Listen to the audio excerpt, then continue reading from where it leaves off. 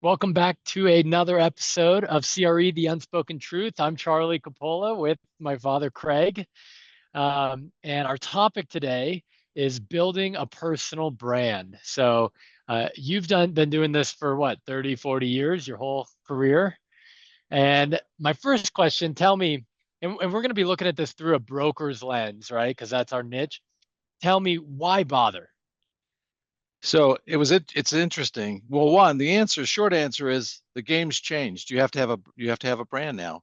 When I originally started building my own personal brand back in the 80s, I used to get snickers and people would, laugh because I was writing articles and I was doing seminars and I was doing talks back, so I've been doing it a long time.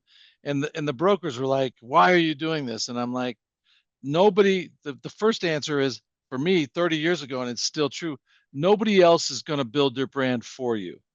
So if you don't have your own brand, then no one else is going to do it. So if you think one of your clients is thinking about you, they're not. So we want to build, and now it's changed. The game has changed that everybody has to build a personal brand for their own brokerage business and has to have a niche. And we'll talk about that niche on another podcast.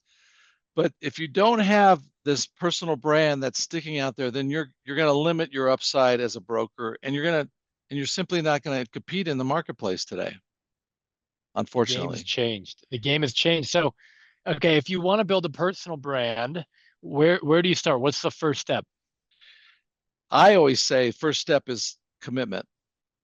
And to commit, what I mean by that is it's a long-term commitment. We were talking about, what we're doing with Unspoken Truth, and it's a commitment to build. So it takes time to build audience. It takes time to find your voice. It takes time to actually be the brand that you want, because you don't know exactly what it is that you're going to be and who you're going to be and what niche you're going to have and those kinds of things. So you have to kind of look at this and go, I'm going to be committed to doing this for X number of years, X number of posts a week, X number of blog podcasts, X number of blogs, X number of articles, X number of speeches. That's a commitment level. And it's big because our business is super, super busy. We do a lot of things. And this is not day one going to make you a lot of money. So the first thing you have to do is you have to commit. Yeah, And first step's then commitment. that's right. And then you have to figure out who you are. Once you commit and say, okay, then you have to sit down and kind of figure out who you are and what persona do you want to send to the marketplace. And that, what does that mean? Does that mean, in our case at Capola Cheney, I have a long-standing blog that we do weekly called the C2 Voice. And 2 years ago, we started adding our 10-on-1 podcasts. Then we also added original content. So we add original content once a quarter. So we've now broken into 3 or 4 different segments within our personal brand, much less what other things that we do. So you have to commit, and then you have to figure out what it is that you do. And then the third thing that you have to do is start executing daily. And that's where the rubber meets the road. The commitment is one thing, but the execution is another. Yeah. So on your second point, figure out who you are. What persona do you share with the public? I always say, what are you uniquely qualified to talk about? What are things that are innate in who you are, things that you're an expert in that people should listen to you on. And then there's for every person, there's probably one or two things that they're very uniquely, positioned to be able to talk about. Well, I think there's two in our business, in the brokerage business. If you're in a big market like we are in Phoenix, you've got to specialize. And then we have a ton of customers that are in smaller markets where they're really generalists, but they're commercial. In all cases, we're commercial real estate experts Mm. because this is what we do every day. The 10,000 hour rule is you become an expert after 10,000 hours. Well, in our business, if you've worked 3 to 4 years, you've got your 10,000 hours and you're an expert. And so that expert then further defines, you can be a generalist expert. And as you get more and more specific in your specific submarket geographically or the types of tenants that you work with, then you become more and more an expert. I saw an email yesterday from a broker who wanted to link with me, who only sells golf courses, right? He's a golf course guy. And we have tons of data center guys. Mark Bauer here at JLL is a data center guy. We have hotel guys. We have you name it. There's all kinds of church. We have a team that we've done business with for a long time that's only sells churches. Yeah. So you can niche it out. Well, I think it's easier to be an expert when you go deeper into a niche, right? Because there's fewer and fewer people that really specialize in something. There's a lot of brokers and there's a lot of office or industrial brokers, but there's fewer and fewer data center, right? And that's a very niche-y. It's So growing, so let's obviously. think about the niche. There's two ways to niche. It's a segment like these we're talking about. The other is geographically. And I think the geographic niche is the easiest one to start with. So we're going to talk on our other podcasts about it. So I don't want to get too deep in it, but look, it's either product type or it's geographic is where you want the niche to occur. And then you really want to start focusing on that. So for instance, if you're in a small little marketplace and you go, this little sub market, let me tell you the last 5 deals done, all of a sudden you're the expert in that.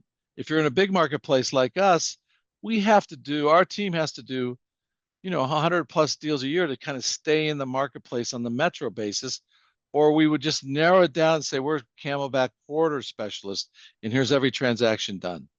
So building your brand starts with understanding who you are and who you want to be. Because where do I want to be? Do I want to stay where I'm living, or do I want a specific place that I want to do? And if once you start doing that, then you can start doing it. Like at Lee and Associates Arizona, we have a guy, Mark Pierce. They call him Mr. Mesa, and because he's always in Mesa, Arizona. And there's a guy out of Tucson, Mark Irvin, who I've done business with for 40 years.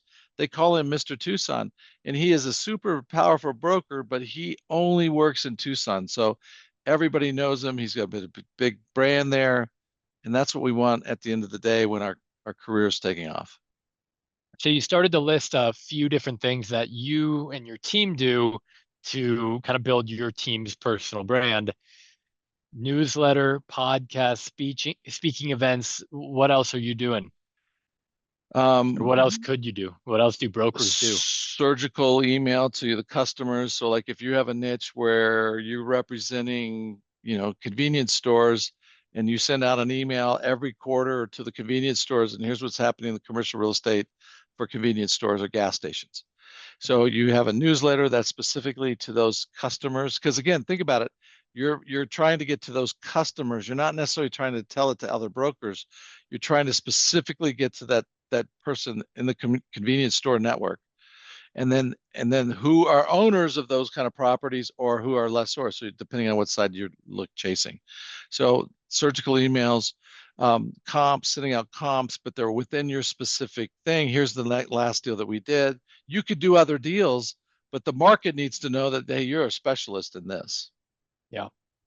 Yeah, I will say, we talk about air cover um, at one source of just being in front of people without really, emailing them or calling them every couple of weeks. We've been on LinkedIn, more consistently lately, just trying to be in front of people.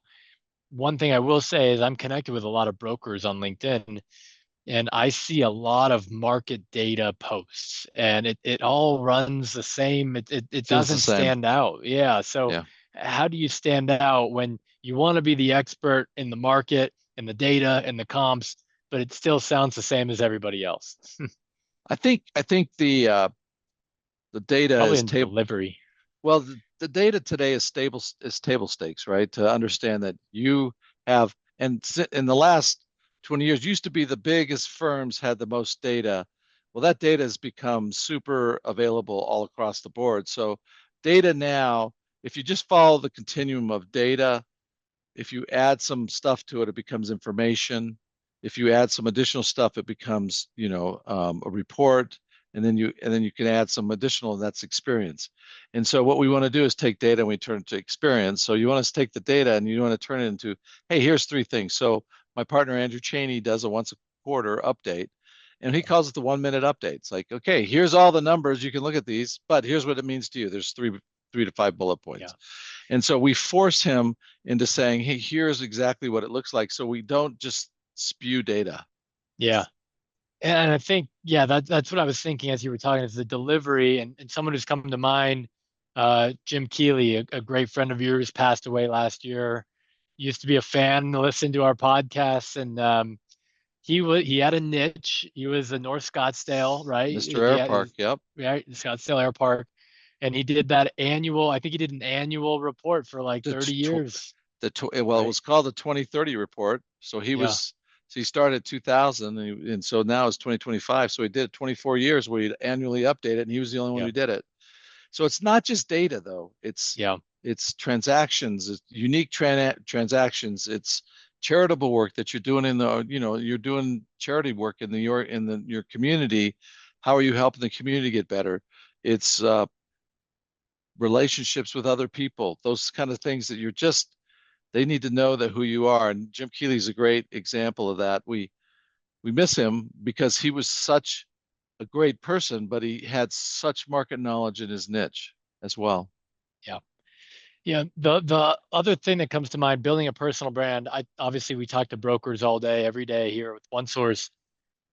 One of the things we talk to brokers at the big shops, CBRE, Cushman, and then we also talk to a lot of, people at the small mom and pop shops, 5 brokers, 10 brokers, all in big markets or small markets. The brokers who work at the big shops try to leverage, CBRE, Yeah. Cushman Yep. Wakefield, the company brand. What are your thoughts on, personal brand versus corporate brand, and how I think there's probably pros and cons to both, but I'm curious to hear your thoughts on that. Well, I think you always sell what you can. If you're with a big shop, hey, I'm with CBRE for 20 years and we're the largest real estate company in the world. I get that. Yeah. That alone might get you in the door, but that doesn't get you the close. And so if you're at a small shop, you go, hey, all I've been doing, I'll give you an example. I'm having shoulder surgery, right? And I'm going to go to LA to have that surgery. And I interviewed 4 docs and I went to LA and I interviewed this guy and he goes, I do shoulders and elbows. That's it. And I've been doing it for 15 years. And I'm like, okay, there's my guy, right? My specialist that I want. And that's what I think we want in real estate. You to walk in, depending on the size of your market. In some of these smaller markets, you can't go in. If you're in a small market, you can go, look, we're in a very tiny marketplace. There's only 3 of us that specialize in commercial real estate in this entire marketplace. Hire the one of the 3 of us. And let me tell you why you should hire me. And here's my reason that I'm different than the other 2. That's an easy sell when there is no big company in your marketplace. Now I'm in a marketplace where we'd go head to head with CBRE and JLL and Cushman and Wakefield and Colliers and Newmark and Saville. I mean, you name it, they're here. So I have to say that too. Now it's like we've got Lee. We're one of the big boys. We're not the biggest, but we're in the top 5. And here's we've been in our marketplace for a long period of time, and here's what we do, and here's how we can do it for you. So the stories changes depending on who you are, and you always sell what you can sell. Yeah, I love that. Sell what you have, sell what you can, right? You use it all. We say, what's the worst thing an archer can do, Right. right? Right on. And the is run out of arrows, shoot your last arrow. And so the Right. idea is, as a salesperson, you want to have as many arrows, as much ammo as you can. If that's your personal brand, if that's your newsletter, if that's your air cover, if that's CBRE, the big corporate brand, use it all, right? Yes. And so when you start, the thing is though, when we get back, these are all the things that you can do, but it gets back to the core. I can't tell you how many times I've seen one newsletter and never seen another one. Yeah. Yeah. And these newsletters, like you said, like they're a dime a dozen. So it's like figure out what you can do. There used to be a guy in our business. His name's Duke Long, and Duke and I have become friends. He created this most incredible blog, and he has this oversized personality. And I mean, he had every commercial broker in the country reading his blog, and it was just so unique. And I haven't seen anybody else mirror it. Yeah. And Alan Buchanan, who's a lead broker out of LA, was doing this 2-minute car tip every day. He'd be in his car and he'd just do a 2-minute video in his car. But everybody knew who Alan was. Like, oh, Alan, you're Yeah. the 2-minute video guy. And so, but the commitment level has to be there, and it's hard. I can tell you now, our blog C2 Voice, it's been 10 years, and LifeEase is another one I have. 10 years. So between those 2, that's 1,000 blogs that I've written in the last decade. That's a lot. Yeah. That's a lot. Well, I would say, back to how we started this, I asked you, where do you start? And the three kind of main takeaways on building your personal brand were, have a long-term commitment. Number two, figure out who you are, what your voice is, what your persona is, which you can only do over time. And number three, execute daily. I'll just say between you and me, we have conversations all the time on, are we sharing great information? Are we worried about this? Like the people who watch this, there's a lot of good ideas in here. Some of it might be new. A lot of it's probably not new. The value is in executing. And if you can execute it, if you can build it up and do it consistently, you'll see some reward, I would say, but most people can't. Well, and part of this is how long do you want to be in this business? Because it's changing. Personal brands becoming more and more important every single year because these influencers are out here. I ran into somebody who I've never seen in our industry here in Phoenix, and they have a full website, and it's a woman who's a really good looking woman who's in commercial real estate. I'm like, I've never seen her. She has this full website experience and all this other stuff, and I'm like, she's building a brand as an influencer, but she's not in the business. But today you can build that. So you have to have both. I'm not sure she's doing great because doesn't have the experience, but you couple that with a brand and it's like all of a sudden now you're starting to make starting to make this a career, which is what we all want, right? You want this to be Yep. your career. Yep. Yep. So I love it. So to recap, right? Why build a personal brand? Why even bother? The game's changed, right? You have to. And I think you've said it before, clients are demanding more and more of you, and they have other options. So, you've got to stand out. Where do you start? A long-term commitment, figure out who you are and execute daily. Lots of things you could be doing. And I think you would agree with this advice. Start somewhere, start small and start consistent. And, Yeah, yeah. That's what I you was going know, to add to that is just if you start with one thing you can execute on daily, yeah, whatever that is, whether it's a tweet, whether it's an Instagram video post, or whether it's a blog, whether it's something you're doing, but start with one thing that you can start doing consistently and then grow from there. After you've normalized that, then you can add a second one. And when you normalize that, you can add a third one. yep. Yeah, what are you uniquely qualified to talk about? That can help you kind of figure out your content and sell what you have, sell what you can. Never shoot your last arrow. If you have it all, that'd be great, right? More ammo, the better.